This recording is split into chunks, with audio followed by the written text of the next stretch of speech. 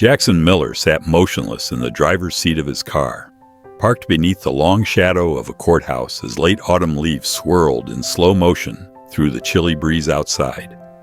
His phone screen glowed faintly in his lap, its white light harsh in contrast to the surrounding dusk. There it was, $937.42. That number had become more than just a balance. It was a reminder of how far he had fallen. 3 years ago, he'd been a rising star in the world of high-stakes finance, an investment broker whose name floated through marble-lined hallways with admiration and envy. A corner office, tailored suits, private dinners with CEOs, he had them all.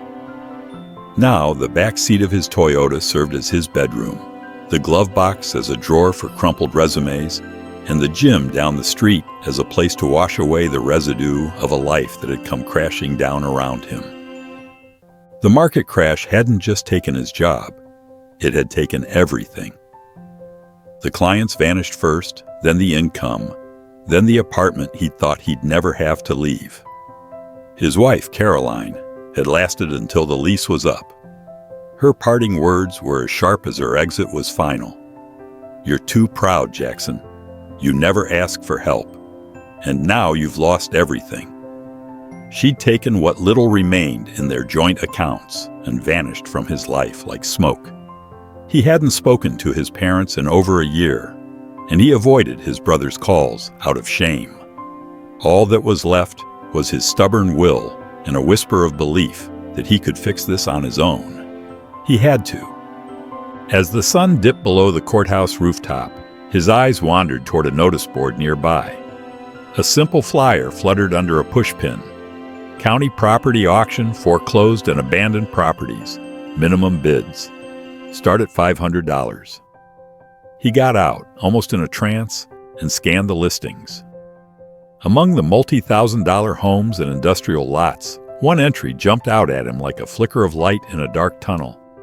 Thompson Farm, 60 miles outside city limits. No plumbing, no electricity, unsafe structure. Minimum bid, $900. It was laughable, insane, reckless. But Jackson's heart beat faster as his eyes stayed locked on those words. Maybe it was the desperation, or maybe it was some old instinct buried beneath years of city noise and market talk. He had grown up in a town not unlike the one this farm was in, after all. Maybe, just maybe, it was something he could work with. The auction hall the next morning was half full and half interested. Most people came for the larger, livable properties. When the Thompson farm came up, the auctioneer's voice didn't carry much enthusiasm. Opening bid at $900. Any takers? Silence. People glanced down at their sheets or at their phones. Jackson's hand went up, almost involuntarily. $900, he said. A few heads turned to look. The auctioneer squinted. Going once, going twice. No one countered. Sold, to the gentleman in the back, he announced, tapping the gavel like he was swatting a fly. The county clerk who handled his paperwork looked at him with a strange mixture of disbelief and pity. "There's a reason no one's wanted that place," she said, lowering her voice. "Old man Thompson wasn't exactly known for being neighborly. Some folks say the place is cursed." Jackson forced a smile. "I don't believe in curses, just in opportunities." She didn't smile back. The drive out to the property was long, winding, and filled with growing doubt. The urban skyline gave way to barren fields, lonely barns, and leafless trees that scratched at the sky. He turned off onto a gravel road barely wide enough for one car. At the end of the path, the farmhouse came into view, perched atop a small hill like a memory that refused to fade. The roof sagged in places, its shingles missing like teeth from an aging mouth. The porch steps looked like they'd collapse under a breeze. Weeds had claimed the front yard, and vines wrapped themselves around the wood siding as if nature was trying to pull the house back into the earth. He stood in front of it with nothing but a flashlight and a duffel bag, the keys heavy in his pocket. He stepped onto the creaking porch and opened the door. It protested with a long groan, like the house itself was waking up after a long sleep. Inside, dust hung in the air like mist. The floorboards moaned beneath his feet. A broken rocking chair stood watch in the corner, as if someone had just left it mid-sway. The kitchen smelled of mildew and rust, the cupboards dangling from their hinges, a long-forgotten calendar faded on the wall. He unrolled his sleeping bag on the living room floor and laid down, not even bothering to clean. His bones ached from sleeping in his car, but this was different. This was shelter. Shelter he owned. He stared up at the cracked ceiling, his flashlight casting eerie shadows against the peeling wallpaper. He wasn't sure if he'd made the biggest mistake of his life or stumbled onto something waiting to be found. Somewhere between those thoughts, he drifted into a dreamless sleep. The morning sunlight poured through the broken windows, catching the floating dust like tiny stars. Jackson sat up, stiff and sore, but somehow lighter. The house was a wreck, yes, but it hadn't collapsed on him in the night. That was something. Over the next few days, he began taking inventory. The plumbing was old but intact.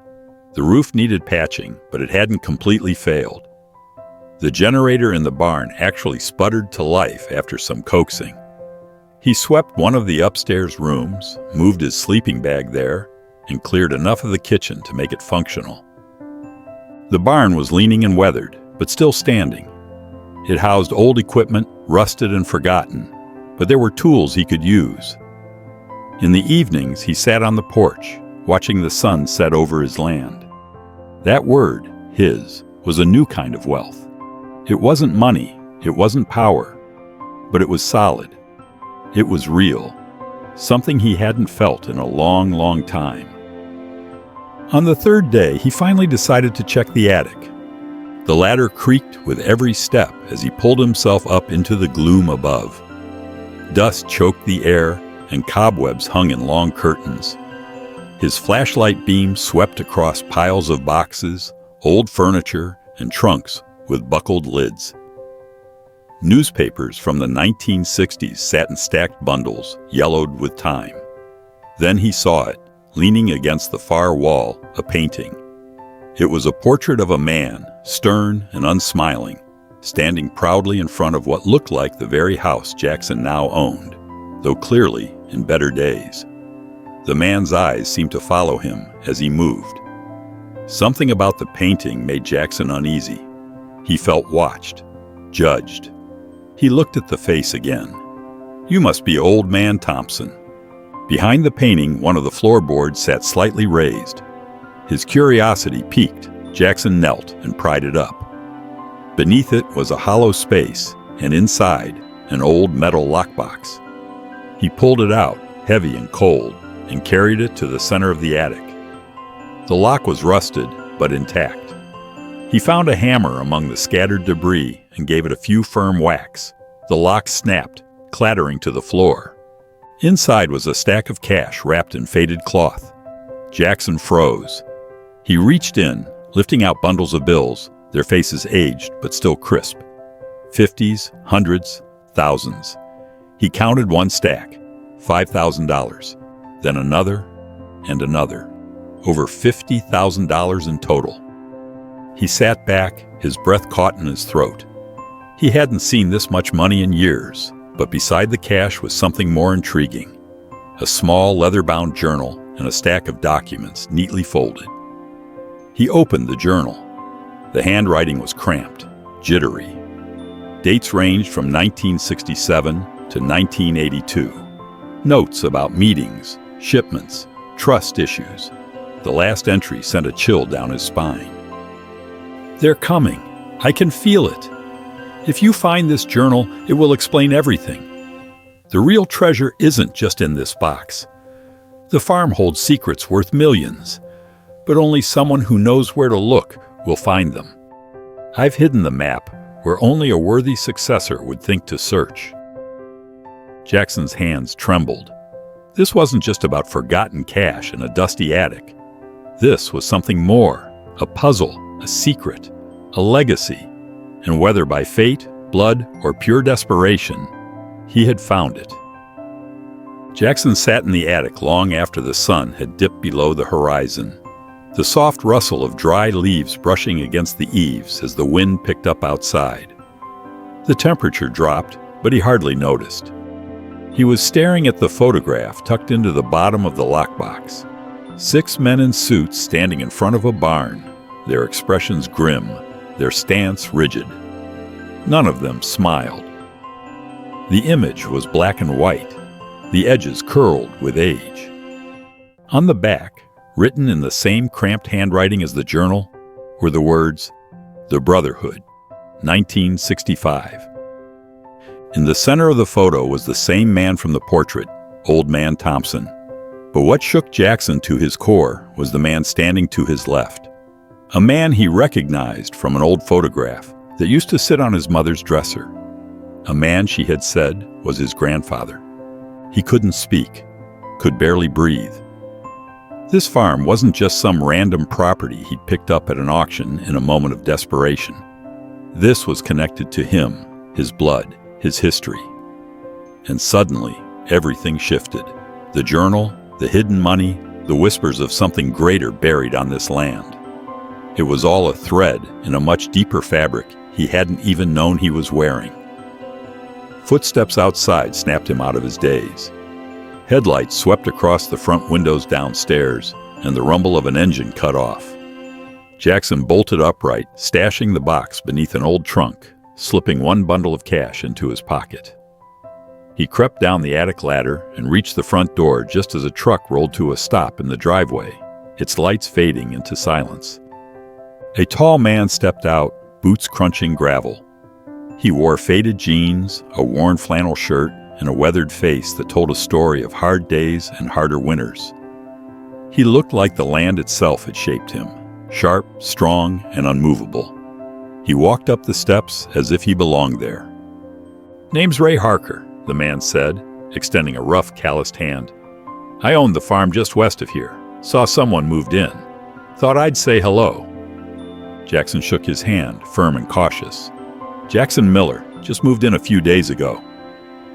Ray's eyes, a piercing steel blue, scanned the house behind him. "Thompson Place hasn't had anyone in it for 20 years. Bit of a fixer-upper, isn't it?" "That's one way to put it." Ray lingered, gaze steady. "What brings a city man out to a place like this?" "Most folks head the other direction." Jackson hesitated. Needed a change. Someplace quiet. Got it cheap. Ray nodded slowly. Cheap for a reason. Thompson wasn't exactly neighbor of the year. Folks around here used to say he was into something. Always had money. Never did much farming. Had visitors, city types. Always late at night. Jackson kept his expression neutral, but inside the words twisted in his gut. "Did you know him?" "No one really did," Ray said, voice dropping. "Kept to himself. Heard he bought the place in the 60s. Then one day, he just vanished. They said he died, but body was never found. Official stories full of holes, if you ask me." Ray looked at Jackson a moment longer, like he was trying to decide if he could trust him. Then he stepped back toward the stairs. "Well, welcome to the neighborhood. You need anything, my number's on the mailbox at the end of my drive. But word of advice, some stones are best left unturned around here. Might be you find things you didn't want to know." And with that, he was gone, his truck spitting gravel as it disappeared down the drive. Jackson stood on the porch, heart racing, 1,000 thoughts rushing through him like wind through dry corn stalks. He had come here for shelter, a new beginning.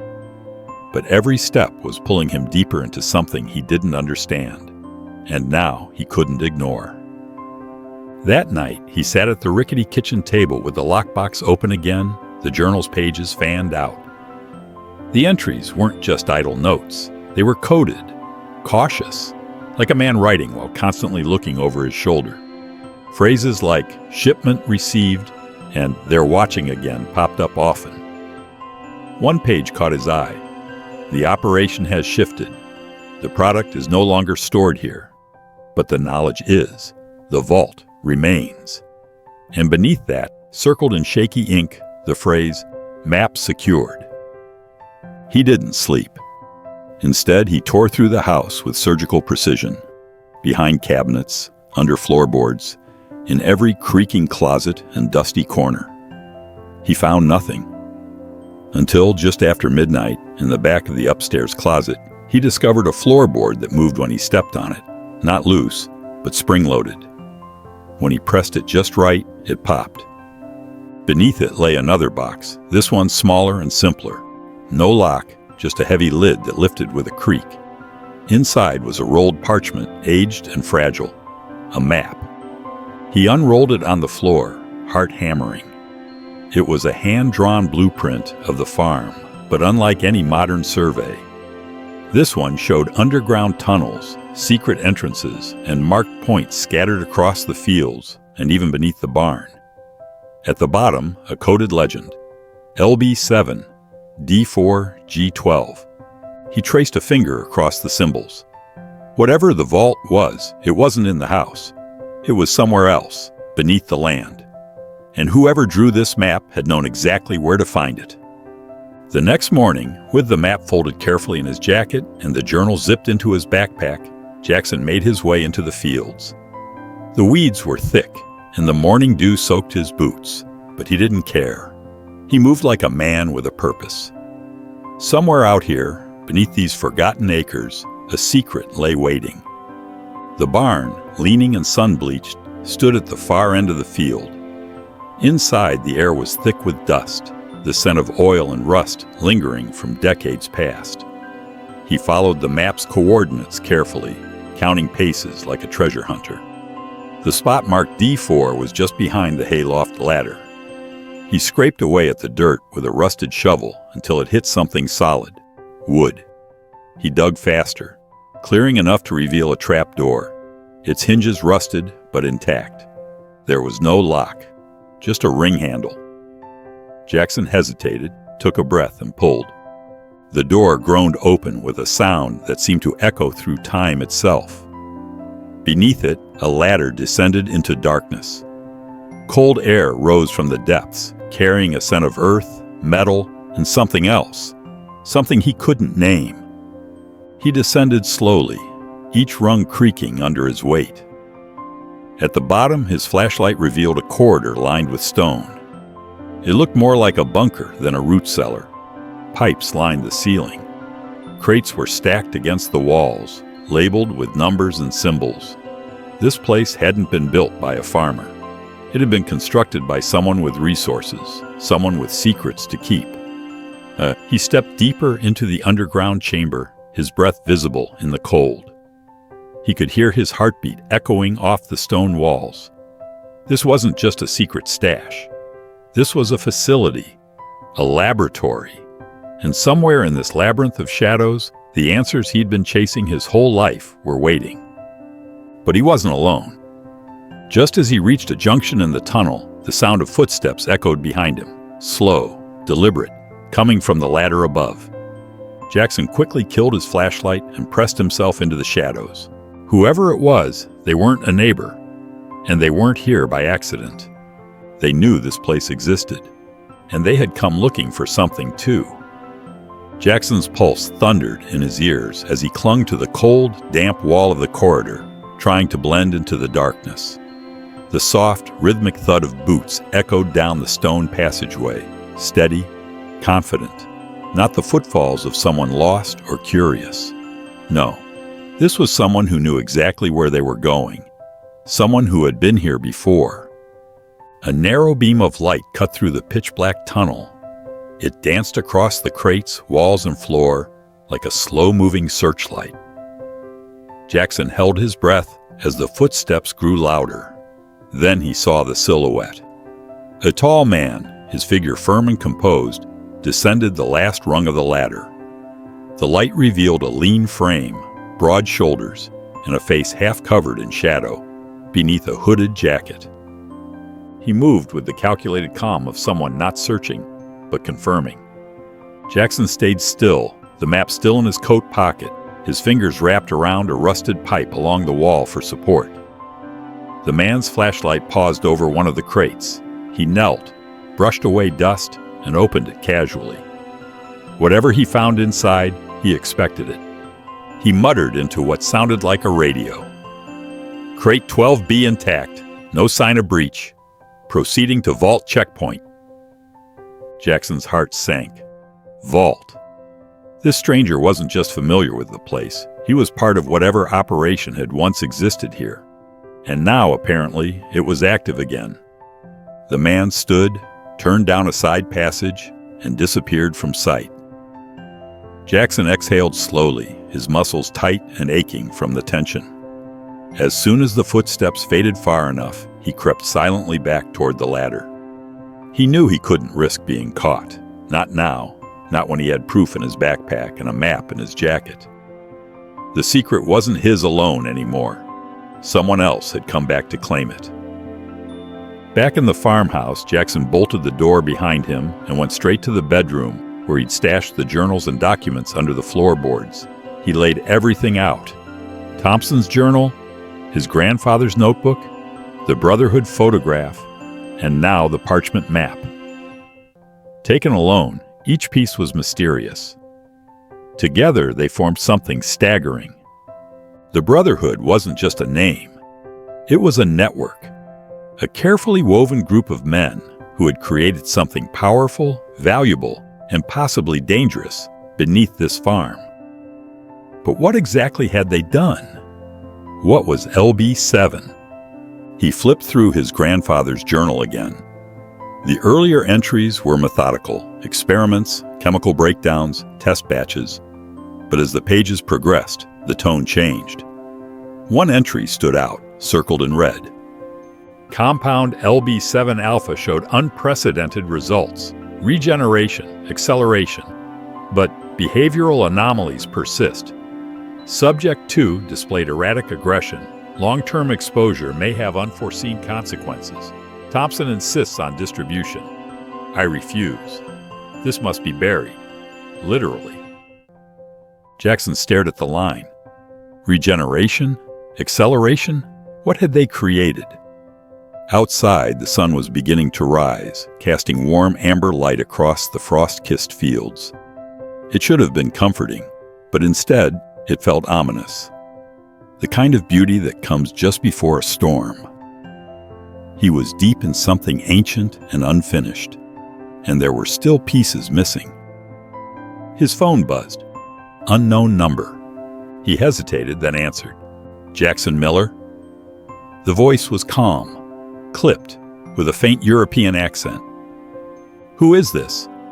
My name is Dr. Victor Reeves. I suspect you've heard the name. Perhaps in one of the journals? Jackson's heart thudded. Maybe. I was part of the original research team, what your grandfather and Charlie Thompson began, and I'm going to make this simple for you.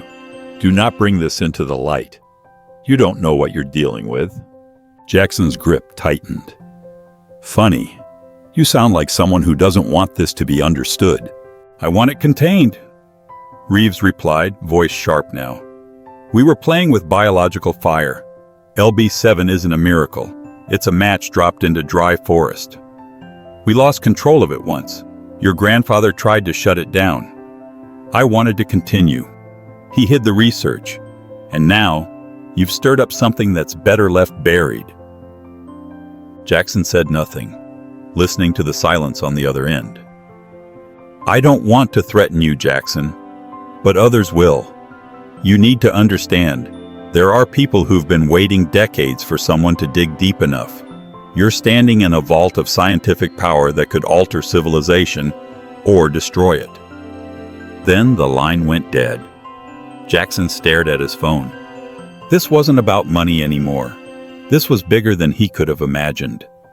The vault beneath the barn wasn't just a secret stash.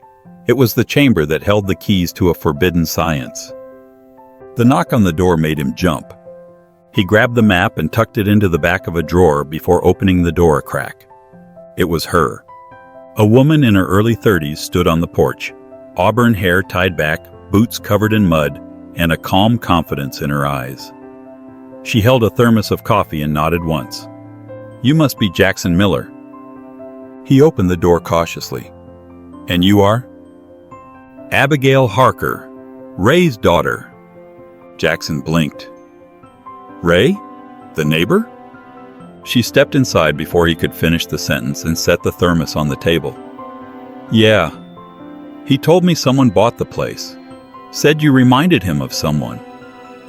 "Is that good or bad?" Abigail smiled, but it didn't quite reach her eyes.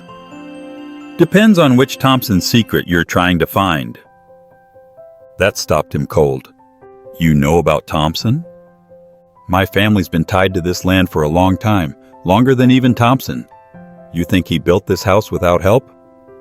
She leaned against the counter. "Whatever you found, whatever's hidden here, it's not yours alone." Jackson didn't speak. "I don't want your money," she continued. "I don't care about the journals or the treasure or the tunnels. What I care about is what this place has done to people, what it's still doing." "You're saying you know about LB7. "I know enough to say you're in over your head." She looked at him seriously. "Reeves is here, isn't he?" He didn't answer. "Then you need to know this," she said, voice lower now. "There are still people, real people, in this town who were part of it, hiding, watching, waiting. My mother, she volunteered. She got sick. LB7 cured her, but it changed her too. She was never the same." Jackson closed his eyes. Everything was unraveling. Or maybe it was all finally being revealed. "You should leave," Abigail whispered. "Or stay. But if you stay, dig deeper. Find out who your grandfather really was, who you really are. But be ready, Jackson, because this farm, it's not just dirt and old wood, it's a key." "To what?" She opened the door and looked back once more. "To everything." And with that, she disappeared into the early morning mist. After Abigail left, the farmhouse felt heavier somehow. The walls, once echoing with the quiet solitude Jackson had found comfort in, now seemed to listen. The floor creaked with the weight of unsaid things, and the air, once stale and still, felt alive with the weight of secrets. Jackson stood at the kitchen sink, staring into the rising steam of the untouched coffee she had brought, feeling like a man who had just been handed the final piece to a puzzle, only to realize it wasn't the last piece at all. It was just the corner of something much bigger. He pulled out his grandfather's journal again, flipping through it with new eyes. Every margin note, every odd phrase or chemical sketch, he now read as code. Hidden intent, warnings. There were words like reactivity window, genetic instability, compound resonance, and cellular drift. But what caught him off guard was a string of seemingly innocent words scrawled in his grandfather's hand on a torn edge of one page. "Forgiveness is the truest form of control. E never forgave. That's why we failed." Who was E? Eleanor, his grandmother? Edward? Or someone else entirely? He needed answers, not scientific ones, human ones. And he knew exactly where to start. He found the crumpled slip Edward had left him with, his father's address and number in Arizona. He stared at the digits, dialed them once, hung up before the first ring, tried again. It rang 5 times before a gravelly voice answered. "Yeah?" Jackson's heart pounded. "Richard Matthews?" A long pause. "Who's asking?" "I think you know. My name is Jackson. Jackson Miller." Silence. Then, "You shouldn't have called." Jackson gritted his teeth. "I found the farm, the journals, the map. I know who you are. I know what happened to Charlie Thompson. I know about LB7. Silence stretched so long he thought the line had gone dead. Then a sigh, deep, heavy. "I hoped you wouldn't go digging. I really did." "Why didn't you ever tell me?" "Because the more you know, the more you're in it. You think it's history? It's not. It never ended." "Then help me understand it," Jackson said. I found something. Something real, and people are circling. I can't help you, son. Not anymore. You're already helping me by picking up this call. Just tell me one thing. Was LB7 a weapon? There was a long pause. Then his father whispered, "It was never meant to be." That was the tragedy of it. Then the line went dead. Jackson didn't call back. Instead, he went to the barn, back to the trap door, and descended once more into the vault beneath the earth. This time, he wasn't exploring. He was investigating. With a flashlight strapped to his head and gloves on his hands, he carefully began opening every crate, scanning each one for labels, notes, or symbols that could tie to the map. Some crates held chemical jars, cloudy with age, but intact. Others held binders full of research notes. And one held what looked like seeds, black, glossy, and unnaturally smooth. The crate was labeled LB7A2, Genor 4 Extracts, handle under UV only. He held one up to the light. It shimmered faintly, almost unnaturally. He placed it carefully back and sealed the crate. There was more. One shelf labeled audio logs held ancient reel-to-reel tapes, many of them labeled by date and subject. He took one upstairs and set up an old player he'd scavenged from the attic. The voice that came through the speakers was unmistakably his grandfather's. April 12, 1967. Test 14 complete. Subject exhibited full tissue recovery within 11 hours. Side effects still present. Increased aggression, lucid dreams, elevated temperature. Charlie says it's manageable. I disagree. I'm ending human trials. I don't care what he says. Another crackle. April 19th. Thompson's bringing in outside help. This is no longer science. It's ambition. The tape ended in a loud pop. Jackson sat in the silence, his hands shaking. This wasn't a conspiracy. It was a collapse. Of science. Of friendship. Of trust. The brotherhood had become a fracture. Some seeking healing, others power. And his grandfather had tried to stop it. That night, as wind whispered through the farmhouse eaves and the trees outside moaned with the weight of spring's final thaw, Jackson knew he was no longer just the man who had stumbled into a forgotten mystery. He was the story now. The map he had found? It wasn't just a layout of tunnels and secrets. It was a responsibility. And the next marked point, labeled simply LB7V, lay just past the tree line behind the barn. Tomorrow, he would go. But not alone.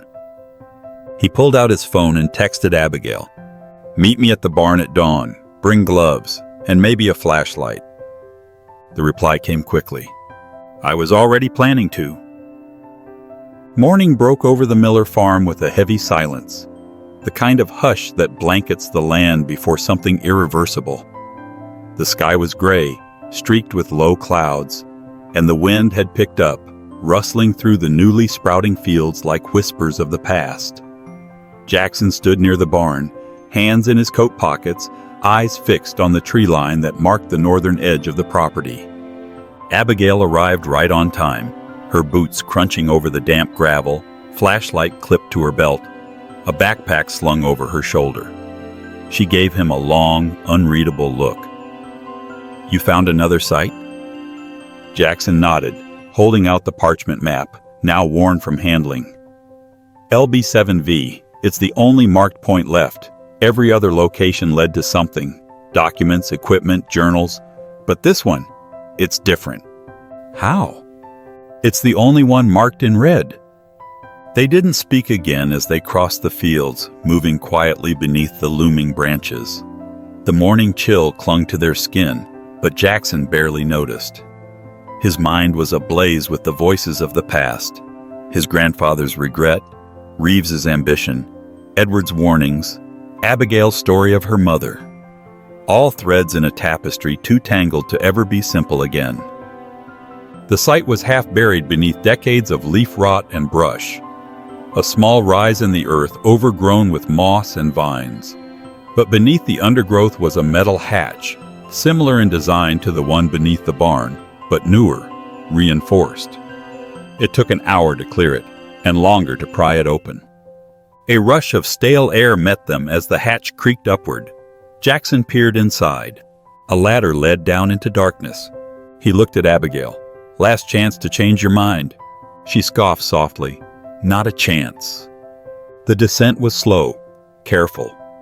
At the bottom they found a corridor, metal walls, lined with aging panels and soft green lights that flickered to life as they stepped inside. Automatic systems, somehow still powered. A generator hummed faintly somewhere far below. As they moved deeper, the temperature dropped. Abigail's breath misted in the air. They entered the main chamber together, and froze. This wasn't like the vault beneath the barn. This was clean, preserved, untouched. In the center stood a glass cylinder, 9 feet tall, 6 feet wide, filled with a pale green liquid. Suspended inside was something. Not human, not plant, a fusion of both. Veins like vines ran through its body, and skin that shimmered with a soft iridescence. It floated, motionless. A monitor next to the cylinder flickered. Data in an archaic code scrolled slowly across the screen. Jackson approached slowly. "What is this?" Abigail was pale. LB7 wasn't just a compound. It was a prototype, Jackson whispered. Next to the tank sat a pedestal. On it, a final journal, bound in leather, newer than the others. The first page bore only a short entry. "To whoever finds this, you must understand. We didn't intend to play God, but once you witness what LB7 can do, you'll understand why we couldn't stop. This subject is the result of our final experiment. A hybrid of human regenerative capability and botanical resilience. A new species, dormant for now. Observe, learn, but for God's sake, do not awaken it." It was signed J.M. James Miller. Abigail turned slowly to Jackson. "He didn't just study regeneration. He created it." Jackson felt numb. If this ever got out, "They'd never let you keep it," she said. "Not the government, not the corporations, not even the medical world. It would be stolen, locked away, maybe even used." A low rumble echoed in the chamber, likely just the generator cycling. But it made both of them flinch. Abigail stared at the tank. "What do we do?" Jackson looked down at the journal, then back at the form suspended in the glass. "I think I finally understand what my grandfather was trying to say." He stepped to the control panel. The main button blinked. Power enabled. He reached behind it and pulled the main switch. The lights in the room dimmed. The hum of the generator dulled. The green glow of the tank faded slowly, until it was dark. No alarms, no movement, just stillness. "Is it safe now?" Abigail asked. "No," Jackson said softly, "but it's sleeping, and I'll make sure it never wakes." Back at the farmhouse, Jackson burned the final journal in the fireplace. He encrypted and stored the rest of the research with redundant backups in hidden servers, locked behind multiple failsafes. Only he and Abigail knew the truth. The public would learn about LB7's medicinal potential, its power to regenerate, to heal, but not about the being, not about the hybrid. That secret would remain buried, protected. Weeks passed, then months. The farm transformed. Again. The research plots expanded. The lab received new grants. Universities requested partnerships. Jackson and Abigail grew closer, brought together by a shared burden, a history not of their making, but now forever tied to them. 1 year after Jackson first stepped foot on the Miller property, with just $900 in his bank account, the farm stood as a beacon of hope, not just for science, but for second chances. The past, he learned, doesn't always want to stay buried, but sometimes it gives you the tools to build a future far greater than you imagined. And sometimes It gives you a reason to stay forever.